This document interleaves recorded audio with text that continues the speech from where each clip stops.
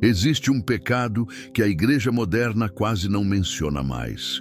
Um pecado tão sutil que milhões de cristãos sinceros o cometem diariamente sem perceber.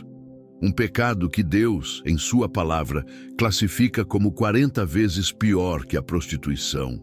Sim, você ouviu corretamente, 40 vezes pior. Enquanto pregamos contra a imoralidade, contra a mentira, contra o roubo, este pecado silencioso devora congregações inteiras. Ele se disfarça de piedade. Ele se esconde atrás de orações bonitas. Ele se camufla em meio aos cânticos de louvor. E o mais terrível, ele destrói seu relacionamento com Deus sem que você perceba. Estou falando da idolatria moderna. Não aquela idolatria óbvia de estatuetas e imagens. Estou falando da idolatria do coração. Aquela que coloca qualquer coisa no lugar de Deus. E antes que você pense que isso não se aplica a você, deixe-me fazer uma pergunta. O que ocupa mais seus pensamentos durante o dia?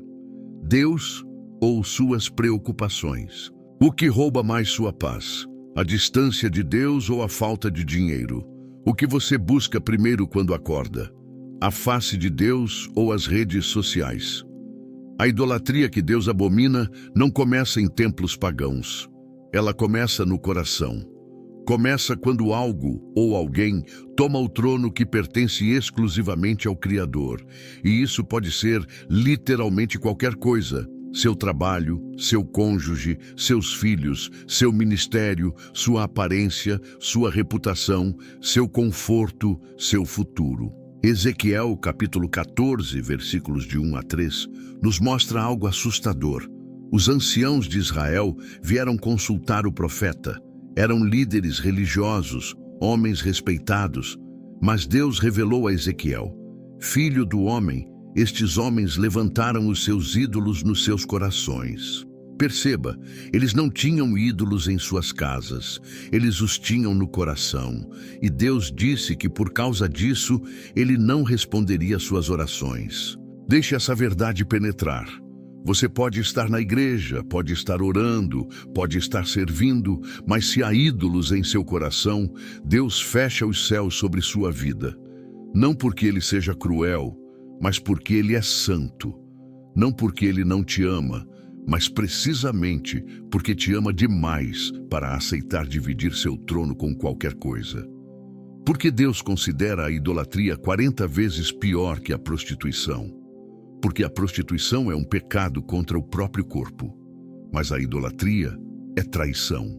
É adultério espiritual. É você dizendo ao Criador do universo: você não é suficiente, preciso de algo mais. É a criatura rejeitando o Criador. É o filho cuspindo no rosto do pai que deu a própria vida por ele. Jeremias 2, versículo 13. Captura o coração partido de Deus. Porque o meu povo fez duas maldades. A mim me deixaram o manancial de águas vivas e cavaram cisternas rotas que não retêm as águas. Você consegue sentir a dor nessas palavras? Deus, que é a fonte de água viva, sendo trocado por cisternas quebradas que não seguram nada. Quantas cisternas quebradas você tem cavado? Quantas fontes vazias você tem buscado? Você corre atrás de aprovação humana quando Deus já te aprovou. Você busca segurança no dinheiro quando Deus é seu provedor. Você procura identidade em relacionamentos quando sua verdadeira identidade está em Cristo. Você persegue felicidade em prazeres temporários quando a alegria eterna está na presença de Deus. E a tragédia é que essas cisternas nunca satisfazem. Nunca retém água. Você bebe e continua com sede. Você conquista e continua vazio. Você acumula e continua inseguro, porque fomos criados para Deus. Nosso coração tem um vazio em forma de Deus que nada mais pode preencher. Agostinho disse: tu nos fizeste para ti e inquieto está nosso coração enquanto não repousa em ti. Essa inquietude que você sente, essa insatisfação constante, essa busca interminável por algo que você nem sabe o que é, tudo isso é o sintoma da idolatria do coração. É sua alma gritando que você está bebendo da fonte errada. Mas aqui está o engano mortal. A idolatria moderna é socialmente aceita. Ninguém te condena por ser workaholic. Pelo contrário, te chamam de dedicado. Ninguém te repreende por ser obcecado com aparência. Te chamam de vaidoso. Ninguém te confronta por idolatrar seus filhos. Te chamam de bom pai, boa mãe. Ninguém questiona quando você coloca seu ministério acima de Deus. Te chamam de comprometido. Você vê como é sutil? O diabo não precisa mais te levar a um templo pagão. Ele simplesmente precisa fazer você colocar coisas boas no lugar do Deus perfeito.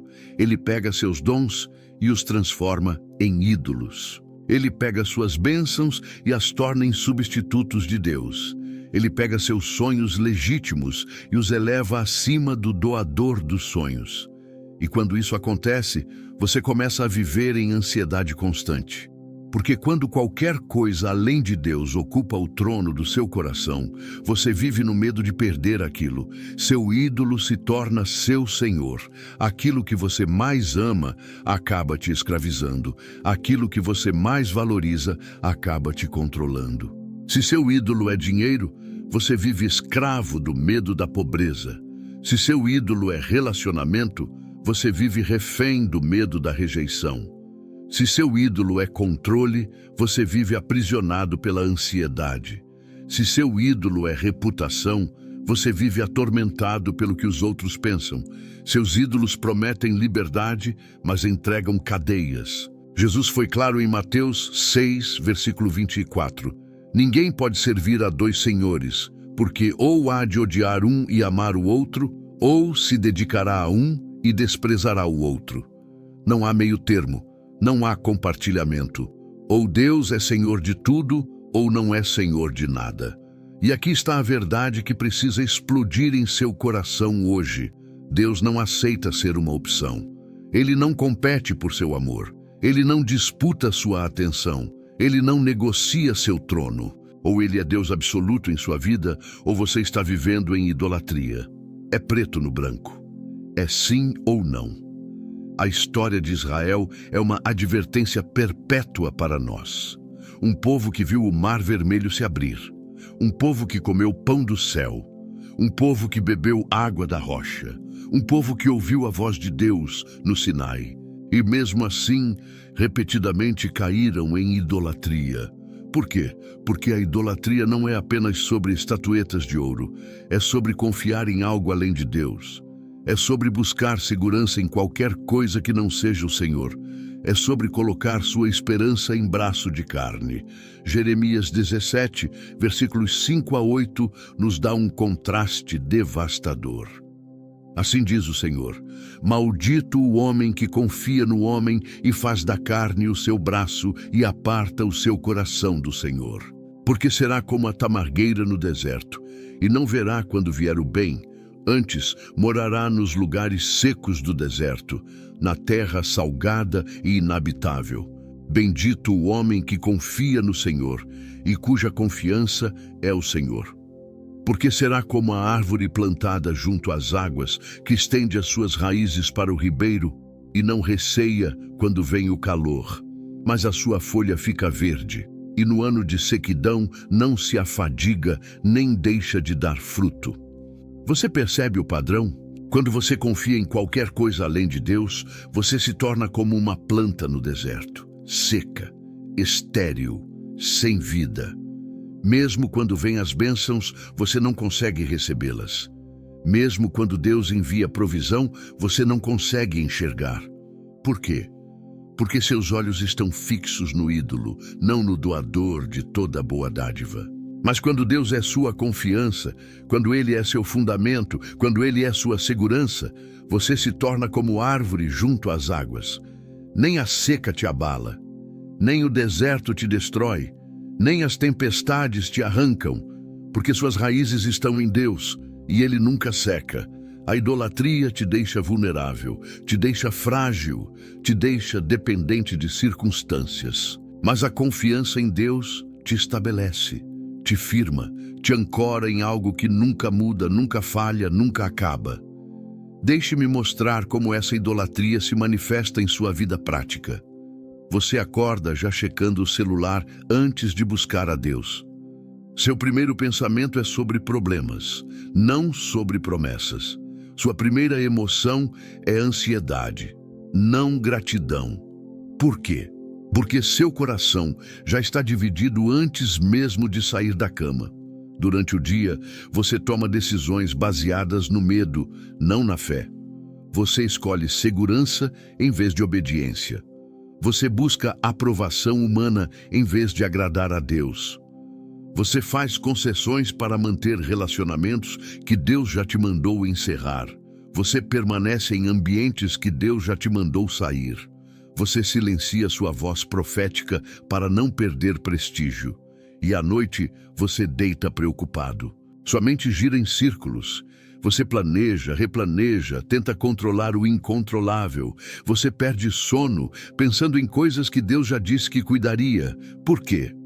Porque seu coração confia mais no seu esforço do que na providência divina. Isso é idolatria. O Salmo 127, versículo 2 diz: Inútil vos será levantar de madrugada, repousar tarde, comer o pão de dores, pois assim dá ele aos seus amados o sono. Você está comendo pão de dores porque está confiando no seu próprio braço. Está perdendo sono porque está tentando ser Deus da sua própria vida. Pense em Marta, uma mulher dedicada, trabalhadora, serviçal. Mas Jesus teve que confrontá-la. Marta, Marta, andas inquieta e afadigada com muitas coisas, mas uma só é necessária. Marta havia transformado o serviço em ídolo. Ela estava tão ocupada fazendo coisas para Jesus que esqueceu de estar com Jesus. Quantos cristãos hoje estão tão ocupados com o ministério que perderam a intimidade com o Deus do ministério? Seu ministério não pode ser maior que sua intimidade. Seu serviço não pode substituir sua devoção. Sua atividade não pode tomar o lugar da sua comunhão. Quando isso acontece, você está em idolatria religiosa, a mais perigosa de todas, porque ela se disfarça de espiritualidade. Isaías 29, versículo 13, revela: O Senhor disse, pois que este povo se aproxima de mim, e com a sua boca e com os seus lábios me honra, mas o seu coração se afasta para longe de mim. Quantos estão cantando louvores com a boca, enquanto o coração está a quilômetros de distância? Quantos estão dizendo Senhor, Senhor, mas seus pensamentos estão completamente em outra direção? Deus não quer apenas sua atividade religiosa. Ele quer seu coração, não apenas suas palavras bonitas. Ele quer sua verdade interior, não apenas sua presença no templo. Ele quer ser o templo da sua vida inteira. E aqui está o teste definitivo para identificar idolatria. O que você não consegue entregar a Deus? O que você não consegue soltar? O que você se recusa a colocar no altar? Aquilo que você segura com mais força do que segura a mão de Deus, isso é seu ídolo. Abraão teve que enfrentar esse teste. Deus pediu Isaque, o filho da promessa, o herdeiro esperado, o impossível tornado possível. E Deus disse: sacrifica-o. Por quê? Porque Deus precisava saber: quem você ama mais? Isaque ou eu? A bênção ou o abençoador? A promessa ou aquele que promete? E Abraão, em uma demonstração radical de fé, levantou a faca.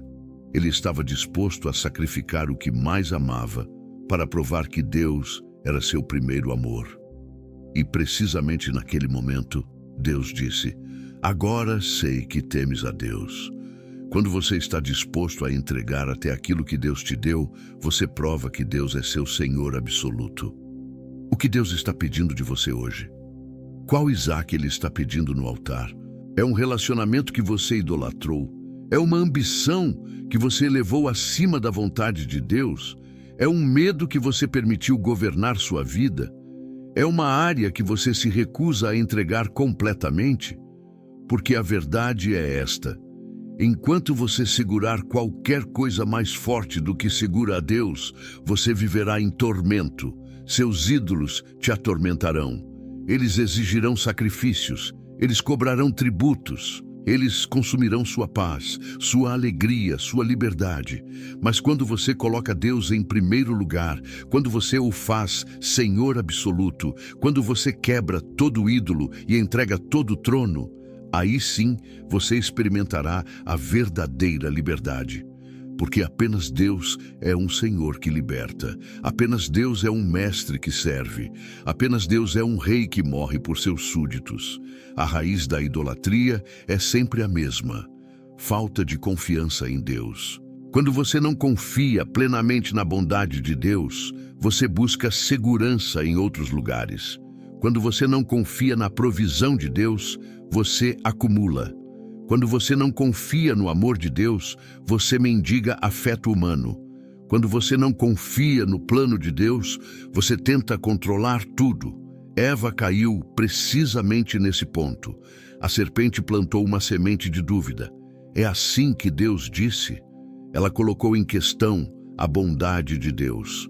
Ela insinuou que Deus estava retendo algo bom, que Deus não era totalmente confiável, que havia algo melhor fora da vontade divina. E Eva, em vez de rejeitar essa mentira, considerou-a. Ela olhou para o fruto proibido e viu que era agradável aos olhos e árvore desejável para dar entendimento. Ela transformou aquele fruto em ídolo. Ela colocou aquilo acima da palavra de Deus. Ela escolheu confiar em seu próprio julgamento em vez de confiar no Criador. E todas as vezes que você escolhe sua própria sabedoria acima da palavra de Deus, você está repetindo o pecado de Eva. Todas as vezes que você questiona se Deus realmente sabe o que é melhor para você, você está abrindo porta para a idolatria. Todas as vezes que você pensa que pode melhorar o plano de Deus, você já se fez ídolo de si mesmo.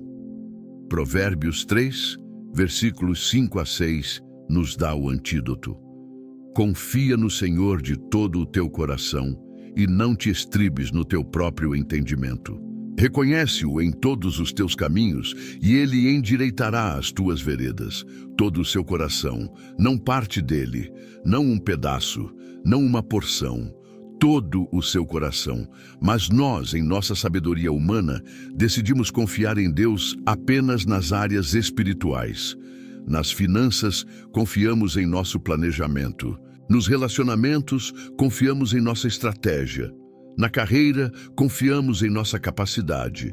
Na saúde, confiamos apenas nos médicos. Em cada área, dividimos nossa confiança. E isso é idolatria. Deus não é apenas Senhor das suas idas à igreja. Ele é Senhor das suas segundas-feiras no trabalho. Ele não é apenas Deus do seu dízimo. Ele é Deus de todo o seu orçamento. Ele não é apenas Pai espiritual. Ele é Senhor absoluto de cada respiração, cada decisão, cada relacionamento, cada centavo, cada minuto. A história do rei Asa ilustra perfeitamente esse perigo. 2 Crônicas, capítulo 14, nos conta como Asa confiou em Deus quando enfrentou um exército de 1 milhão de etíopes. Com apenas 580 mil homens, ele clamou a Deus e venceu. Mas anos depois, quando o rei de Israel subiu contra ele, Asa não buscou a Deus. Ele fez aliança com o rei da Síria, usando até o tesouro do templo para comprar proteção humana. E Deus mandou um profeta confrontá-lo. Porquanto confiaste no rei da Síria, e não confiaste no Senhor teu Deus, por isso o exército do rei da Síria escapou da tua mão. Asa havia vencido 1 milhão de etíopes confiando em Deus, mas não conseguiu confiar em Deus contra um rei vizinho. Por quê? Porque ele havia transformado segurança política em ídolo. Quantas batalhas espirituais você já venceu confiando em Deus? Mas agora, em questões práticas, você busca soluções humanas. Quantas vezes Deus já te livrou, mas você ainda busca proteção em braços de carne? Quantos milagres você já viu, mas ainda duvida que Deus cuidará de você amanhã? Essa é a insanidade da idolatria. Ela te faz esquecer quem Deus é, te faz esquecer o que ele já fez te faz duvidar do que ele prometeu fazer. E no fim, você acaba trocando o Todo-Poderoso por migalhas, trocando o eterno por coisas que perecem, trocando a rocha inabalável por areia movediça. Jesus contou a parábola do semeador. A semente que caiu entre espinhos representa aqueles que ouvem a palavra, mas os cuidados deste mundo e os enganos das riquezas e as ambições de outras coisas entrando sufocam a palavra e fica infrutífera. Os cuidados, os enganos das riquezas, as ambições. Todos esses são ídolos modernos que sufocam a palavra de Deus em nosso coração. Você quer saber por que sua vida espiritual está estéril? Por que suas orações parecem não ter poder? Por que você lê a Bíblia, mas nada acontece? Porque os espinhos da idolatria estão sufocando a semente. Sua preocupação com o dinheiro está sufocando sua fé. Sua ambição por reconhecimento está sufocando sua humildade. Seu medo do futuro está sufocando sua confiança em Deus. E você tenta resolver isso com mais atividade religiosa, mais cultos, mais jejuns, mais campanhas, mas nada disso funciona porque você está tratando o sintoma, não a raiz. A raiz é idolatria. E idolatria só se cura com arrependimento radical e renúncia total. Elias confrontou Israel no Monte Carmelo com uma pergunta devastadora. Até quando cocheareis entre dois pensamentos? Se o Senhor é Deus, segui-o, e se Baal, segui-o. A multidão não respondeu. Eles queriam as duas coisas. Queriam Deus e os ídolos. Queriam a bênção celestial e a segurança terrena. Queriam agradar ao Senhor e à cultura. Queriam servir a Deus e a Mamon. Mas Deus forçou uma escolha. E quando o fogo de Deus desceu e consumiu o sacrifício, o povo gritou: "O Senhor é Deus! O Senhor é Deus!" Eles finalmente tomaram uma decisão.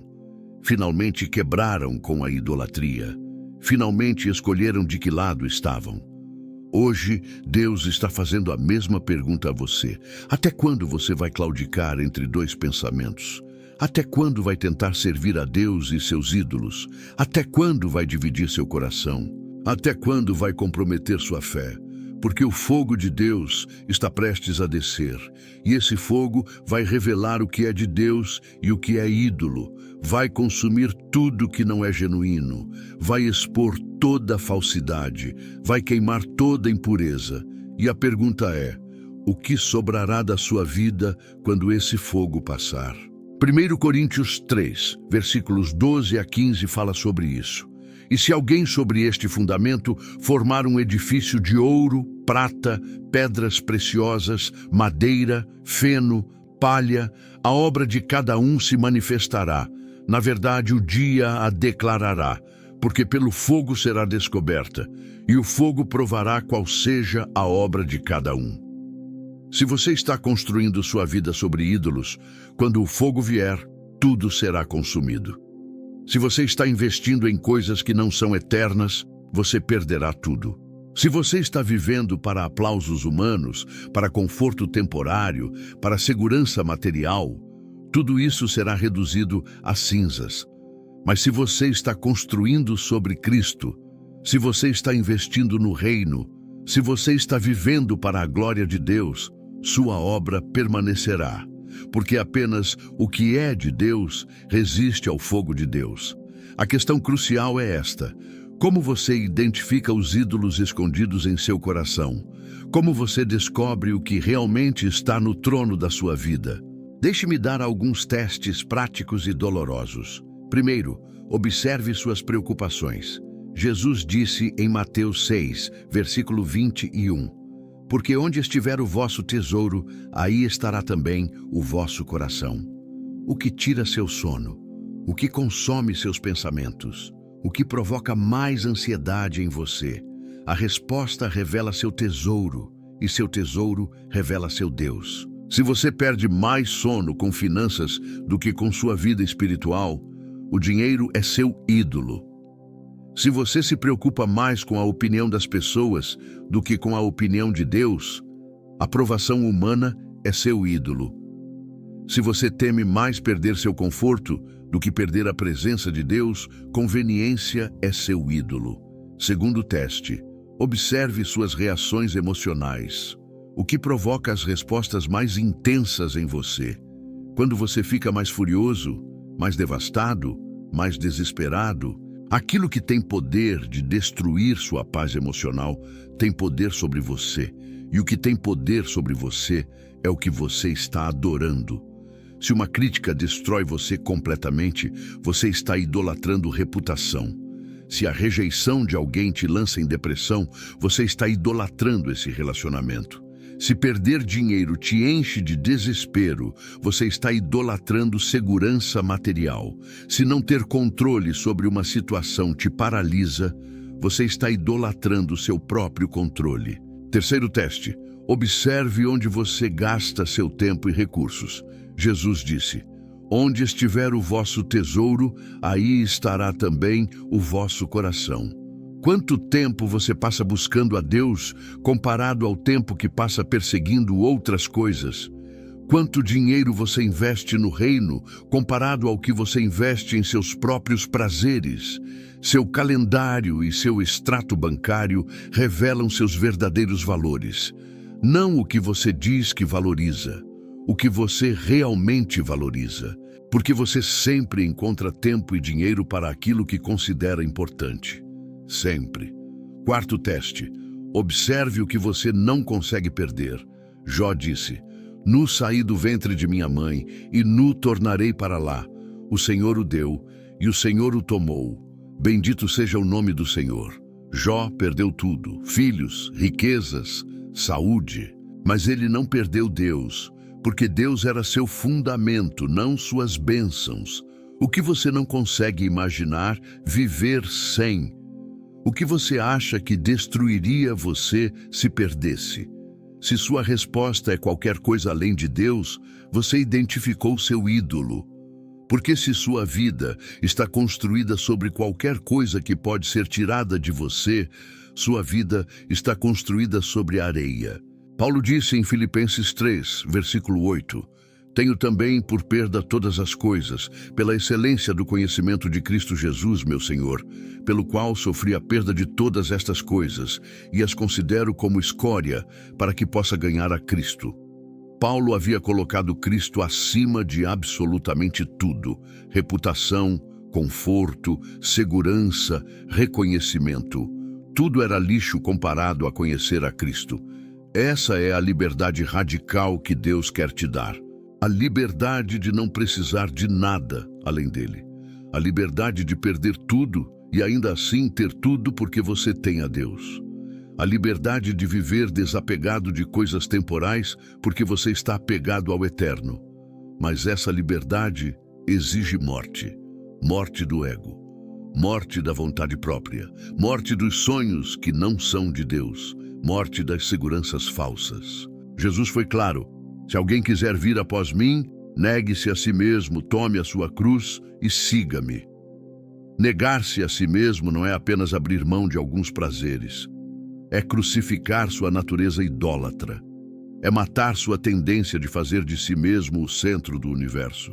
É destronar seu ego e entronar Cristo. É brutal, é doloroso, é morte.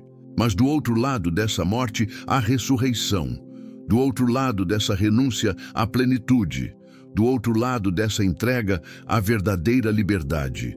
Porque você só é livre quando não é escravo de nada. E você só não é escravo de nada quando Deus é Senhor de tudo.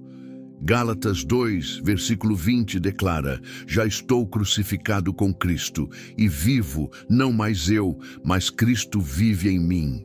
Perceba, Paulo diz: já estou, não estou tentando ser, não um dia estarei, já estou crucificado. É um fato consumado, uma decisão tomada, uma realidade vivida. E quando você está crucificado com Cristo, seus ídolos morrem com você. Suas ambições egoístas morrem, seus medos paralisantes morrem, suas seguranças falsas morrem, seu controle obsessivo morre. Tudo que não é de Deus morre na cruz. Mas aqui está o mistério glorioso. Quando você morre com Cristo, você também ressuscita com Cristo.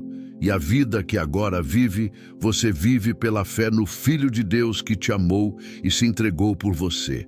Agora você vive livre, livre de aprovação humana, livre de medo, livre de necessidade de controlar tudo, livre para amar sem ser dependente, livre para servir sem esperar retorno, livre para obedecer sem calcular custos. Essa é a vida que Jesus oferece. Não uma vida sem desafios, mas uma vida sem ídolos. Não uma vida sem lutas, mas uma vida sem escravidão. Não uma vida sem perdas, mas uma vida com Deus sendo suficiente através de todas as perdas. Isaías 43, versículos 1 e 2, nos mostra o coração de Deus. Não temas, porque eu te remi. Chamei-te pelo teu nome, tu és meu. Quando passares pelas águas, estarei contigo, e quando pelos rios, eles não te submergirão. Quando passares pelo fogo, não te queimarás, nem a chama arderá em ti. Deus não promete que você não passará por águas, não promete que você evitará os rios, não promete que você não enfrentará fogo, mas promete que Ele estará contigo. E quando Deus está contigo, as águas não submergem. Os rios não afogam, o fogo não queima. Por quê? Porque Ele é suficiente. Em todas as circunstâncias, em todos os desafios, em todas as perdas, Ele é suficiente. Mas você só descobre isso quando deixa de buscar suficiência em outras coisas, quando quebra todos os ídolos, quando faz de Deus seu único refúgio. Agora vamos falar sobre o caminho de volta, porque talvez você esteja ouvindo isso e reconhecendo: eu tenho ídolos, meu coração está dividido, eu coloquei outras coisas no lugar de Deus. A boa notícia é que Deus não te trouxe até aqui para te condenar, Ele te trouxe para te libertar. Oséias 2, versículo 14, revela o coração restaurador de Deus. Portanto, eis que eu a atrairei e a levarei para o deserto, e lhe falarei ao coração. Mesmo depois de toda a idolatria de Israel, Deus diz: eu a atrairei. Não, eu a rejeitarei. Não, eu a destruirei. Eu a atrairei. Deus está atraindo você hoje. Ele está te trazendo ao deserto onde você pode ouvi-lo claramente, onde as vozes dos ídolos ficam silenciosas, onde não há mais distrações, onde é apenas você e Ele. E lá, naquele lugar de intimidade restaurada, Ele quer falar ao seu coração. Mas para chegar lá, você precisa tomar 3 passos decisivos. Primeiro, reconhecimento honesto. Você precisa nomear seus ídolos. Não pode haver cura daquilo que você nega. Não pode haver libertação daquilo que você esconde. A luz expõe e a exposição traz cura. 1 João 1, versículo 9 promete: se confessarmos os nossos pecados, Ele é fiel e justo para nos perdoar os pecados e nos purificar de toda a injustiça. Confesse, não justifique, não minimize, não racionalize. Confesse, diga a Deus: Senhor, eu coloquei meu trabalho acima de Ti. Senhor, eu busquei segurança no dinheiro em vez de buscar em Ti. Senhor, eu idolatrei esse relacionamento. Senhor, eu fiz de mim mesmo um Deus. Seja específico, seja honesto, seja radical na sua confissão, porque Deus já sabe. Você não está revelando nada que Ele já não saiba. Você está apenas concordando com o que Ele já vê. E quando você concorda com Deus sobre seu pecado, você se posiciona para receber sua graça. Segundo passo, arrependimento radical. Arrependimento não é apenas sentir remorso, não é apenas sentir culpa.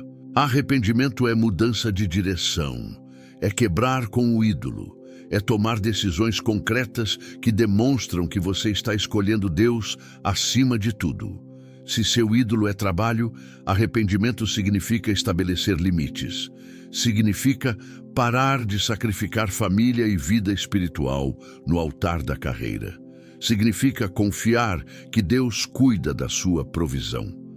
Se seu ídolo é relacionamento, arrependimento significa estar disposto a terminar relacionamentos que Deus não abençoa. Significa parar de comprometer seus valores para manter alguém. Se seu ídolo é controle, arrependimento significa soltar. Significa parar de tentar manipular resultados. Significa confiar que Deus é soberano e bom. Se seu ídolo é reputação, arrependimento significa estar disposto a ser incompreendido. Significa escolher obedecer a Deus, mesmo quando isso significa perder prestígio. Josué 24, versículo 15, lança o desafio. Escolhei hoje a quem sirvais. Hoje, não amanhã, não um dia desses. Hoje, porque cada dia que você adia é mais um dia sob escravidão. Cada dia que você negocia é mais um dia sem liberdade. Cada dia que você compromete é mais um dia longe da plenitude que Deus tem para você. Terceiro passo: rendição total. Não basta quebrar os ídolos. Você precisa preencher o trono com Deus. Romanos 12, versículo 1 nos chama: rogo-vos, pois, irmãos, pela compaixão de Deus, que apresenteis os vossos corpos em sacrifício vivo, santo e agradável a Deus, que é o vosso culto racional. Apresente seu corpo, sua mente, suas emoções, seus relacionamentos, suas finanças, seus sonhos, seus medos, seus talentos, seus fracassos, tudo. Coloque tudo no altar.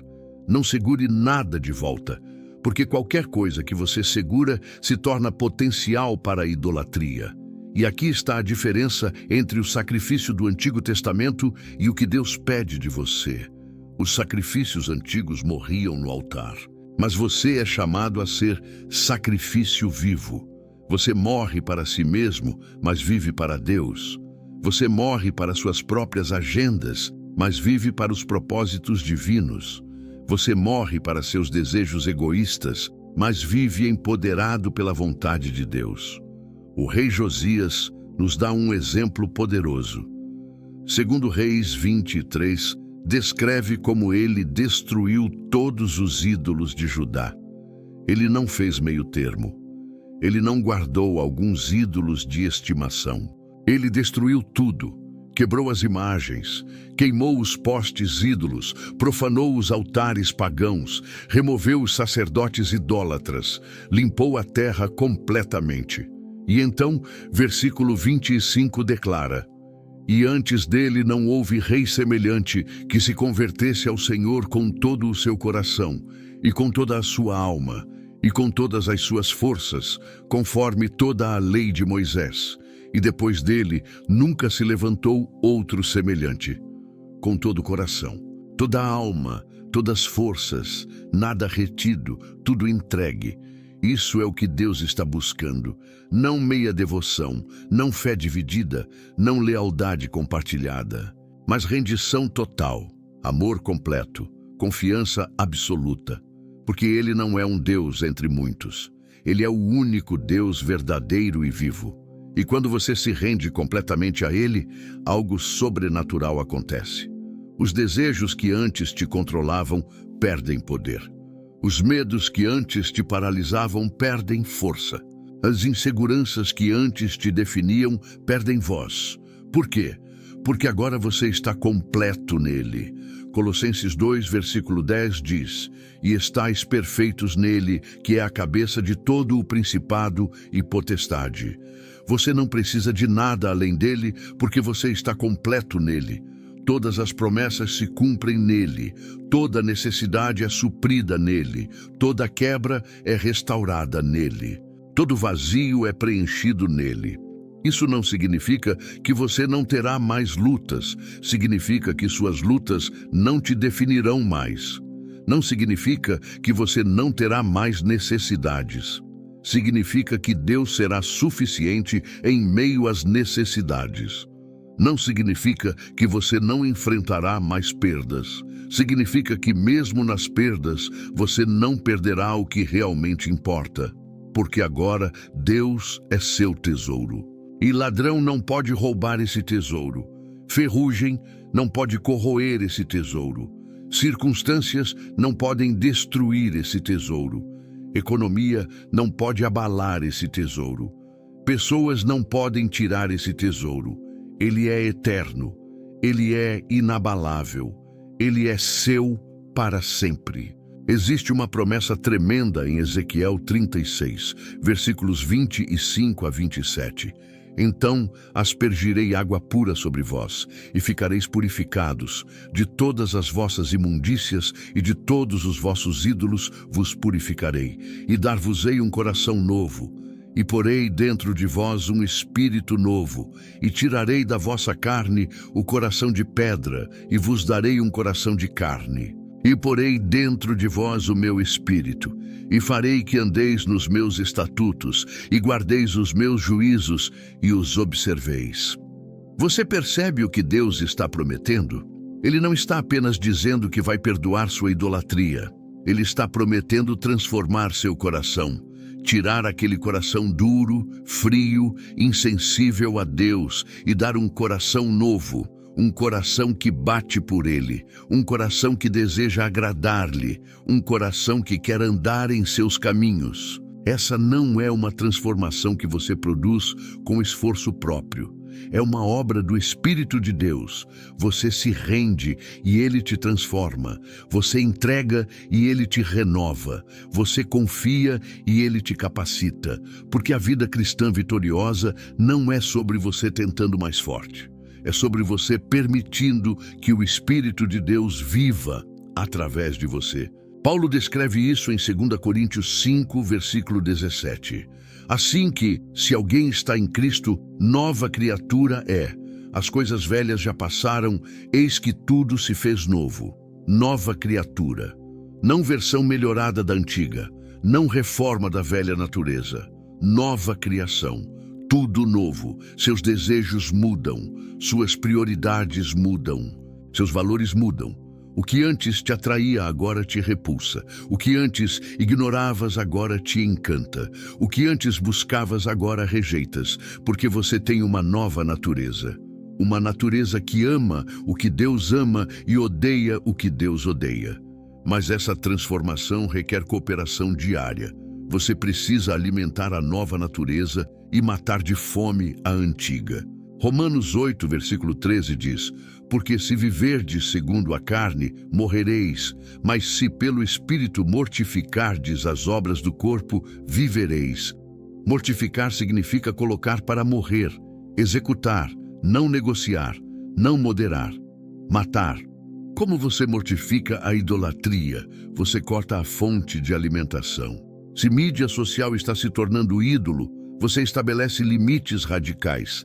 Se trabalho está consumindo você cria fronteiras não negociáveis.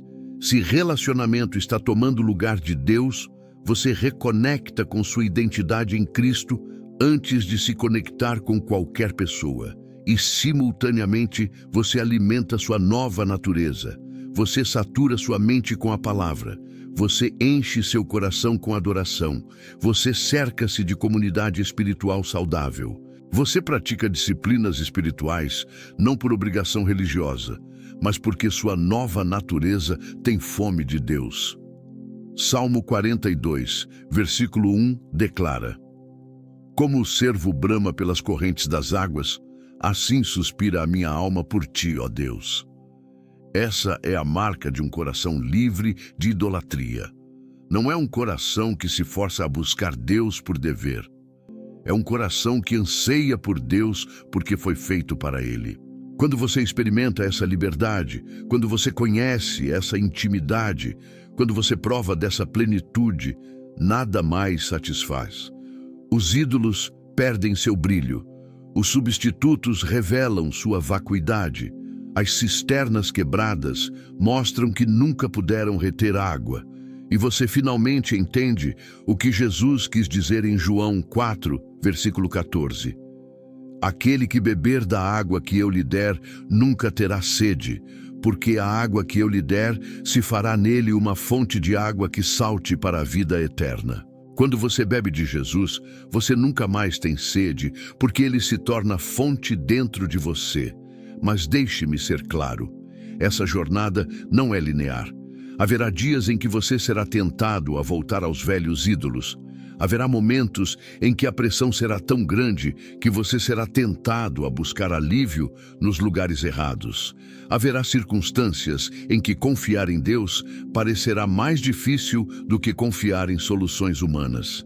Nesses momentos, lembre-se de onde Deus te tirou.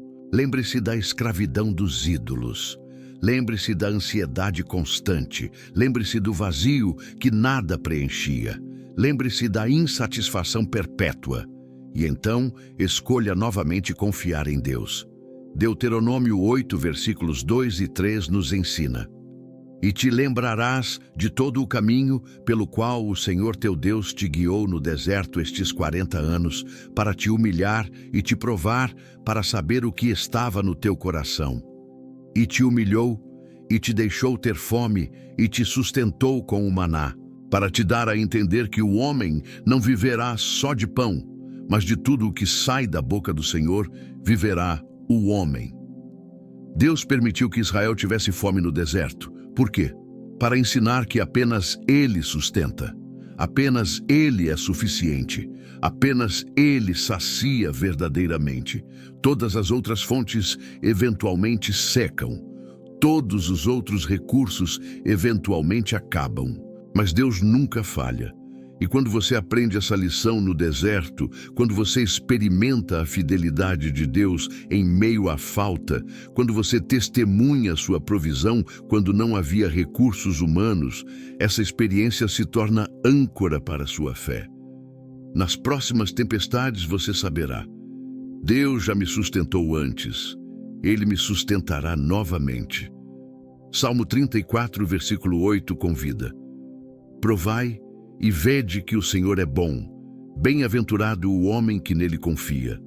Prove, experimente, teste. Não apenas acredite intelectualmente.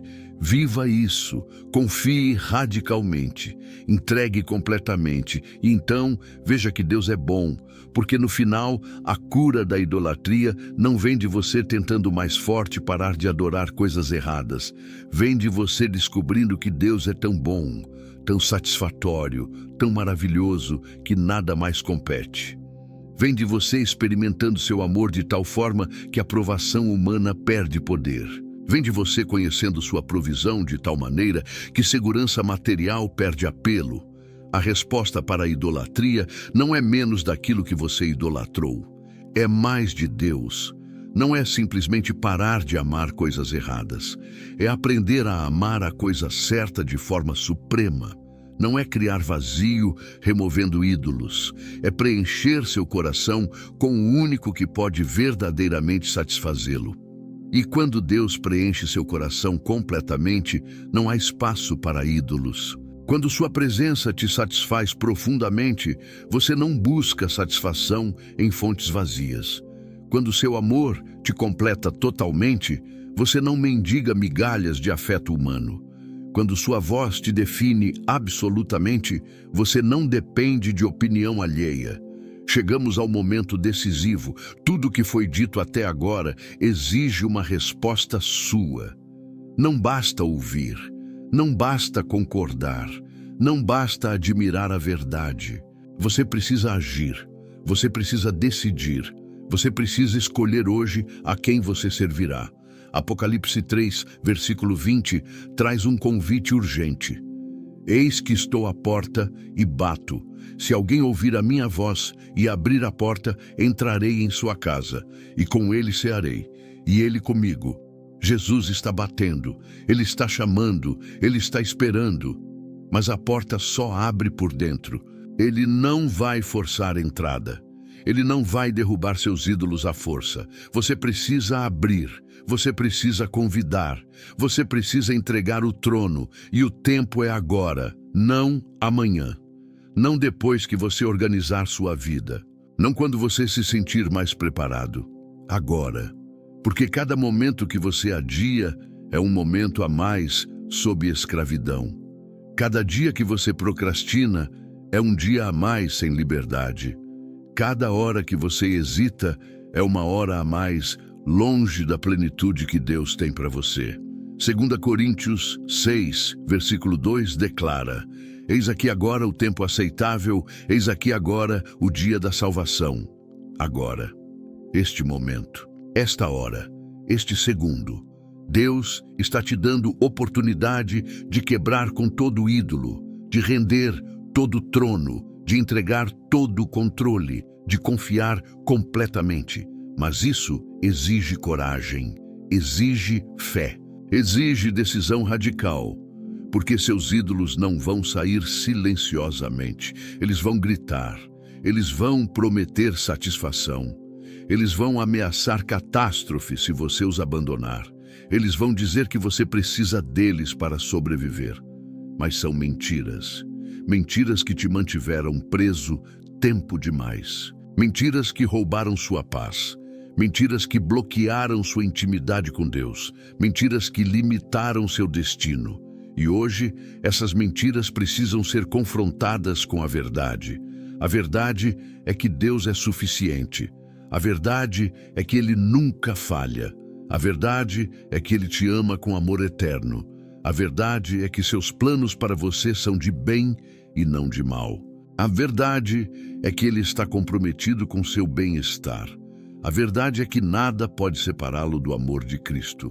Romanos 8, versículos 38 a 39 confirmam: Porque estou certo de que nem a morte, nem a vida, nem os anjos, nem os principados, nem as potestades, nem o presente, nem o porvir, nem a altura, nem a profundidade, nem alguma outra criatura nos poderá separar do amor de Deus, que está em Cristo Jesus, nosso Senhor.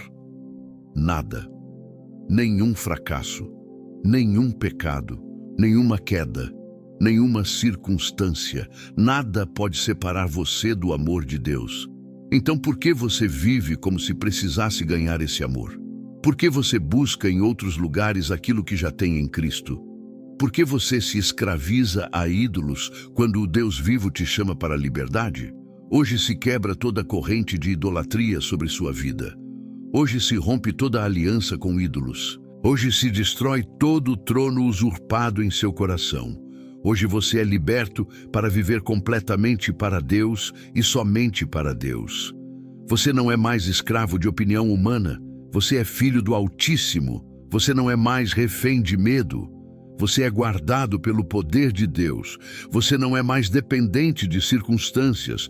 Você está firmado na rocha eterna. Você não é mais controlado por inseguranças. Você é completo em Cristo. Hoje você recebe coração novo. Coração que bate por Deus, coração que anseia por sua presença, coração que se satisfaz nele, coração que confia plenamente, coração que obedece alegremente, coração que ama supremamente. E sobre sua vida declaro Filipenses 1, versículo 6, tendo por certo isto mesmo, que aquele que em vós começou a boa obra, a aperfeiçoará até ao dia de Jesus Cristo. Deus começou essa obra de libertação e Ele a completará. Ele não te abandona no meio do caminho. Ele não desiste quando você falha. Ele não retira sua mão quando você tropeça. Ele é fiel, sempre, completamente, eternamente. E essa fidelidade não depende da sua perfeição, depende do caráter dele. Não depende da sua força, depende do poder dele. Não depende da sua constância. Depende da imutabilidade dele. Então levante-se, sacuda a poeira da derrota, quebre as correntes da idolatria, renuncie aos ídolos que te escravizaram e caminhe na liberdade gloriosa dos filhos de Deus, porque você foi chamado para a liberdade, você foi criado para a intimidade com Deus. Você foi destinado para a plenitude em Cristo. Isaías 41, versículo 10, sela sobre você. Não temas, porque eu sou contigo. Não te assombres, porque eu sou teu Deus. Eu te fortaleço e te ajudo e te sustento com a destra da minha justiça. Não temas, Deus está contigo em cada passo, em cada batalha, em cada desafio, em cada tentação de voltar aos ídolos. Ele te fortalece quando você está fraco. Ele te ajuda quando você não consegue sozinho. Ele te sustenta quando você sente que vai cair. Porque Ele não é um ídolo distante que exige sem capacitar. Ele é Pai amoroso que capacita, sustenta e completa tudo que Ele inicia. Você não está sozinho nessa jornada. Você não depende apenas da sua força de vontade. Você tem o Espírito Santo vivendo em você, capacitando você, transformando você, lembrando você de quem você é e de quem Deus é, convencendo você quando você começa a se desviar, atraindo você de volta quando você se afasta. Então hoje, faça essa declaração com sua boca. Hoje, escolho a Deus acima de tudo, acima de meus medos, acima de minhas inseguranças, acima de minha necessidade de controle, acima de minha busca por aprovação, acima de meu apego a conforto, acima de tudo. Deus é meu Senhor, Deus é meu tudo, e nada, absolutamente nada, dividirá meu coração novamente. Levante-se e caminhe naquilo que Deus já declarou sobre sua vida. Você é livre, você é amado, você é completo, você é filho. Você tem acesso direto ao trono da graça. Você tem promessas que não falham. Você tem um futuro garantido. Você tem esperança inabalável. Porque você tem a Deus, e ter a Deus é ter tudo. Amém e amém.